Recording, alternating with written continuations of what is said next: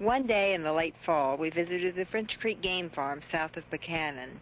It's operated by the state of West Virginia, and we talked to the superintendent, Bill Vanscoy, who showed us around the place. Where were mountain lions found in West Virginia? When the settlers first came here, they were universal all over West Virginia. However, settlers and people raising stock didn't get along too well with the mountain lions, and they persecuted them to the fullest extent, to the point where, as well as we know, the last mountain lions were probably eliminated from West Virginia in the 1830s or 1840s. He's evolved as a predator. This is normal and natural. We feed them a lot. They eat about 18 to 20 pounds of meat a day, raw meat. Where do you get that? The conservation officers bring road-killed deer and illegal killed deer to us, illegally killed deer, and we work the meat up and put it in a freezer in bags, and then each day we thaw whatever they need to eat, feed them. The wolves were probably eliminated from West Virginia at about the same time the mountain lions were, because they were predators in conflict with people trying to keep domestic animals. They were hunted pretty religiously in the wintertime when crops weren't coming on or there wasn't farm work pressing that had to be done. Early settlers spent most of their time hunting, and wolves were a direct antagonist with the settlers, so one or the other had to go. And very intelligent animals. Once they learn something, they don't seem to forget it. It's kind of interesting. The people I've talked to who have had wolves as a pet say that they make a very good pet, but they can never be domesticated like a dog. If you ever step on one's foot or in some way insult him that's your fault, he'll never forget it.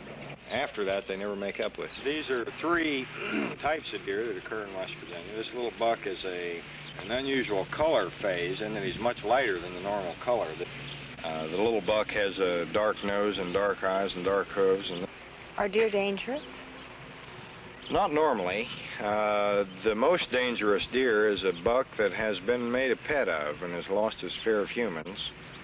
And during the rut in the fall, they are dangerous because you never know when they might attack. They could gore you, and even a fairly small deer, if you get your hands on him, could do a considerable amount of damage with his hoof.